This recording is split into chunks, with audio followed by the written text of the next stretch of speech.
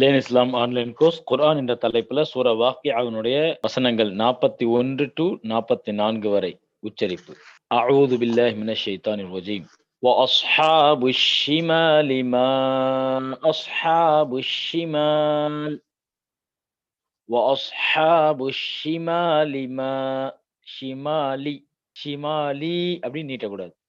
وأصحاب الشمال ما أصحاب الشمال في سموم وحميم في سموم وحميم وظل من يحموم وظل من يحموم.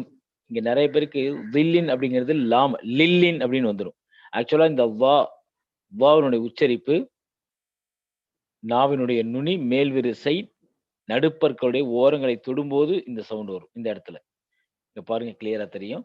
வதில்லிம் மின் யஹ்மூம் வதில்லின்